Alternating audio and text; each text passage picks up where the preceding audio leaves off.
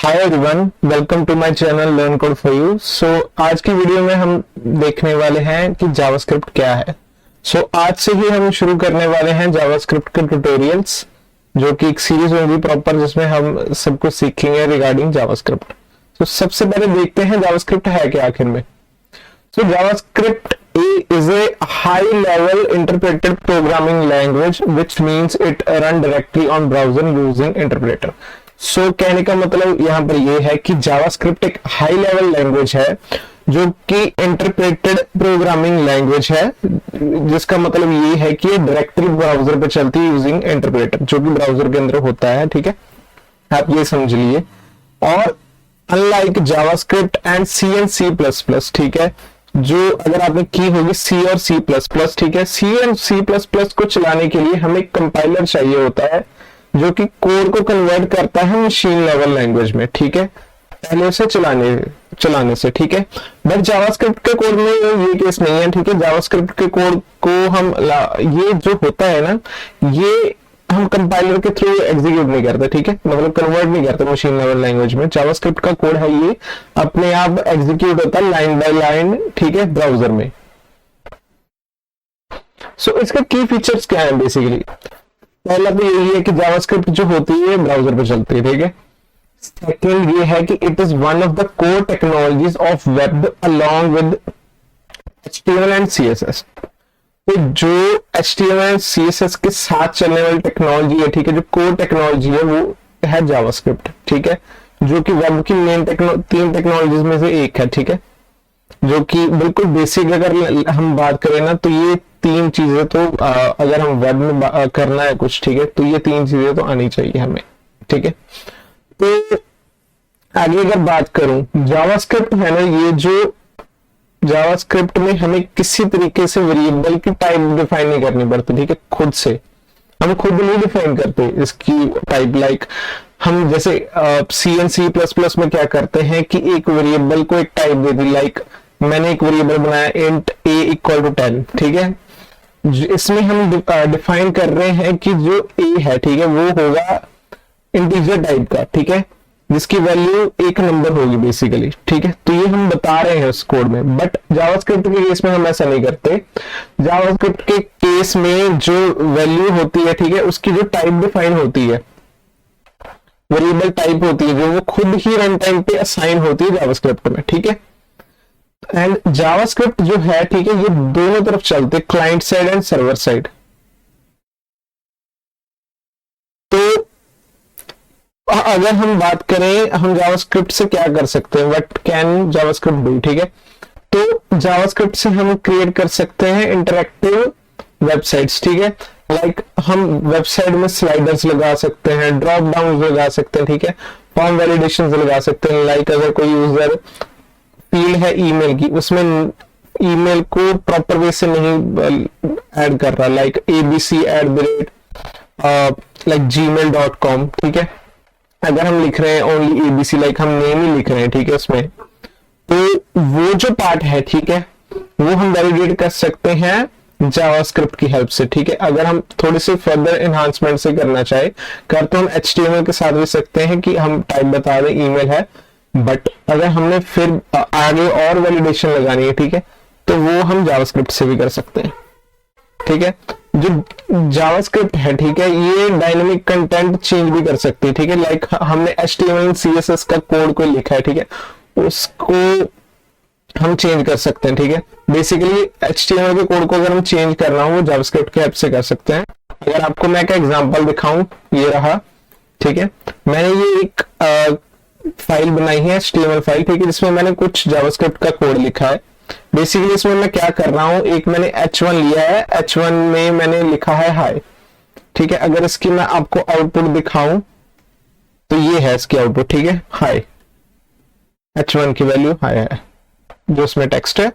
और जब मैं इस बटन पे क्लिक करूंगा जो मैंने डिफाइन किया है यहाँ पर क्लिक मी, तो मैंने इसमें जावास्क्रिप्ट में सिर्फ इतना कोड लिखा है कि इसकी जो वैल्यू है हाय, इसको हम कर देंगे बाय। ठीक है, जब बटन क्लिक होगा तो मैं आपको दिखाता हूं बाय। मैंने ये कोड जो लिखा है ये प्योरली जावास्क्रिप्ट से लिखा गया है। ठीक है, यानी कि हम एक बटन के क्लिक पे है, ठीक है, अपनी जो वैल्यूज है उसको चेंज कर सकते हैं, ठीक है। और अगर मैं आगे बात करूं तो जावास्क्रिप्ट है, ठीक है, जो मैंने आपको बताई दिया यहाँ पर कि हम यूजर इवेंट को लाइक क्लिक और हवर एंड की प्रेस इसको रिस्पॉन्ड कर सकते हैं। लाइक मैंने क्या किया, मैंने एक क्लिक इवेंट लगाया था उस बटन पे, ठीक है, जिसके रिस्पॉन्ड में मैंने क्या किया, उसकी वैल्यू को चेंज कर दिया, ठीक है। और आगे हम जावास्क्रिप्ट के साथ क्या कर सकते हैं, हम कम्युनिकेट कर सकते हैं विद सर्वर्स यूजिंग एपीआईज, ठीक है। हम एजेक्स कॉल्स लगा सकते हैं, फेच एपीआई यूज कर सकते हैं जावास्क्रिप्ट की, ठीक है, जो कम्युनिकेट करेंगी सर्वर के साथ और हमें डाटा फेच करके देगी, ठीक है। कहने का मतलब ये है कि जो भी हम अपने डाटाबेस में स्टोर करते हैं, ठीक है, वो हम फेच कर सकते हैं जावास्क्रिप्ट की हेल्प से, ठीक है। तो कई सारे मॉडर्न वेब एप्स भी इसके साथ बनती है, ठीक है। और जो वेब एप्स हम बनाते हैं इसके कई सारे फ्रेमवर्क्स और लाइब्रेरीज के थ्रू बनाते हैं, जैसे उनमें से एक है रिएक्ट, और आगे हम कहें एंगुलर जो कि फ्रेमवर्क है, ठीक है। हम Vue.js की हेल्प से करते हैं ये चीजें, ठीक है।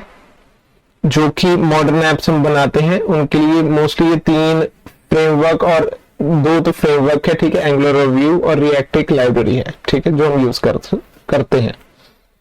और आगे हम बात करें, हम जो कंट्रोल है hardware level feature in some environments, हम कई हार्डवेयर लेवल फीचर्स को भी, ठीक है, कंट्रोल कर सकते हैं यूजिंग लाइक एनवायरनमेंट्स को, ठीक है।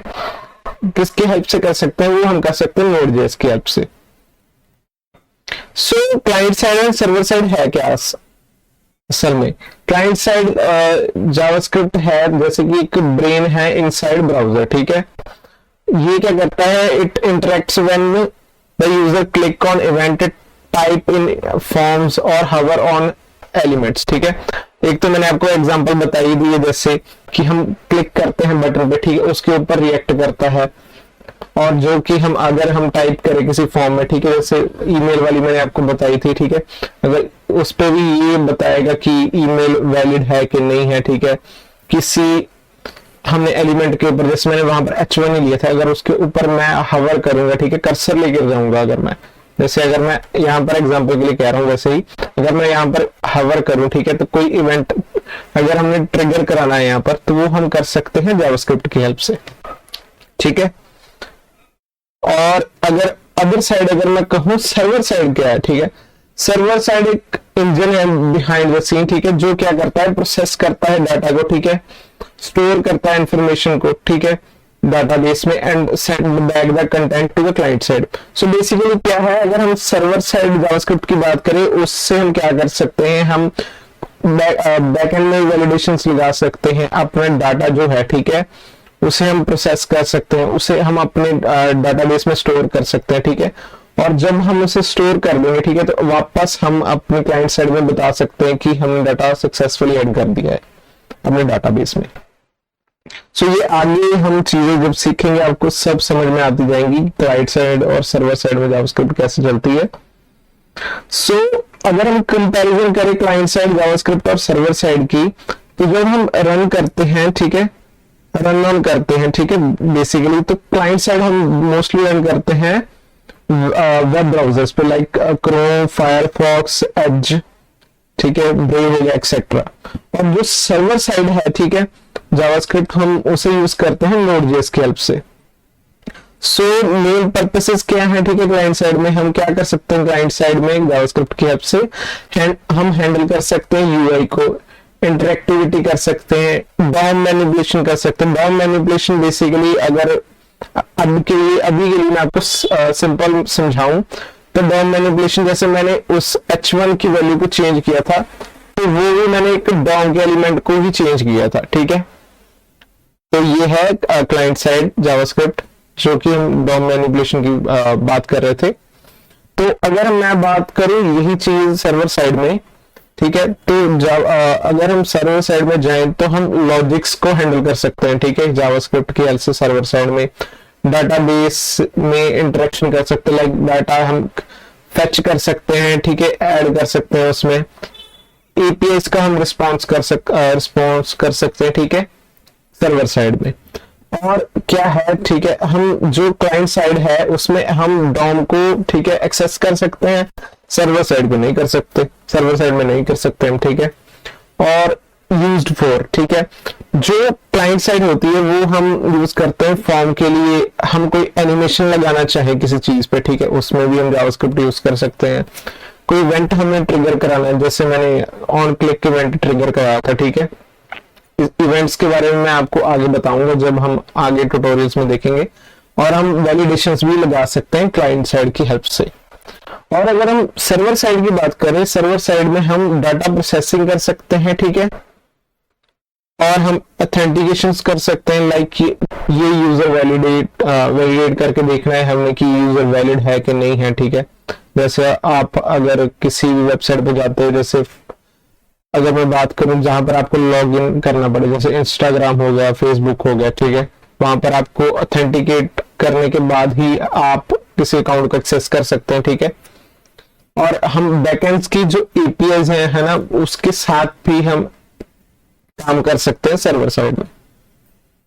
तो जो लैंग्वेजेस एंड रन टाइम है जावास्क्रिप्ट के अंदर, ठीक है, जो क्लाइंट साइड है उसके अंदर जावास्क्रिप्ट ECMAScript है जो, ठीक है, वो वेब ब्राउजर के इंजन पे चलती है।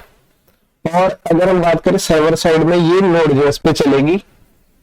और अगर मैं एग्जांपल्स की भी बात करूं, बटन क्लिक इवेंट, ठीक है, फॉर्म वैलिडेशन, डायनेमिक कंटेंट, ये सब होते क्लाइंट साइड में। और एपीआई टू गेट यूजर, ठीक है, हम यूजर्स ले आते हैं जैसे एपीआई से, ठीक है, एपीआई से हम बेसिकली डाटा निकाल के लेके आते हैं जैसे बैकएंड में, ठीक है, हैंडल करते हैं लॉगिन, हम कनेक्ट करते हैं मोंगोडीबी को, मोंगोडीबी एक डाटाबेस है, ठीक है, जो हम जावास्क्रिप्ट यूज करते हैं बेसिकली, ठीक है, Node.js के साथ।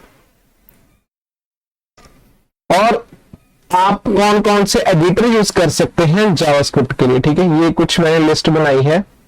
पहला तो है visual studio code, VS code जिसे हम कहते हैं, जो कि मैं इस ट्यूटोरियल में यूज करूंगा, ठीक है, जावास्क्रिप्ट के जो जितने भी आएंगे। और सबलाइम टेक्स्ट भी आप यूज कर सकते हैं। आप नोटपैड++ भी यूज कर सकते हैं, ठीक है, एक मैंने लिखा नहीं है, आप नोटपैड भी यूज कर सकते हैं वहां पर। और अगर आप चाहें विम भी यूज कर सकते हैं, विम, सॉरी। सो ये था बस आज के लिए। आज की वीडियो में मैंने आपको बेसिक्स बताए हैं कुछ जावास्क्रिप्ट के, ठीक है, जो बिल्कुल ही बेसिक पॉइंट्स थे, मैंने वो आपको आज मैंने कवर किए हैं। तो आगे वाली वीडियो में हम देखेंगे कि हम जावास्क्रिप्ट को रन कैसे कर सकते हैं, ठीक है, डिफरेंट वेज में आपको मैं बताऊंगा कि कैसे हम उसे रन कर सकते हैं। सो अगर आपको कोई क्वेश्चन है इस वीडियो के रिगार्डिंग, तो आप प्लीज कमेंट सेक्शन में अपना क्वेश्चन पूछिए, ठीक है, मैं आपकी जरूर हेल्प करूंगा। और अगर आपको कोई किसी और ट्यूटोरियल्स पे वीडियो चाहिए, ठीक है, प्लीज मुझे कमेंट सेक्शन में बताइए ताकि मैं उन पे भी बना सकूं, ठीक है। तो आज की वीडियो में बस इतना ही, मैं आपसे मिलता हूं अगली वीडियो में। Till then, good bye.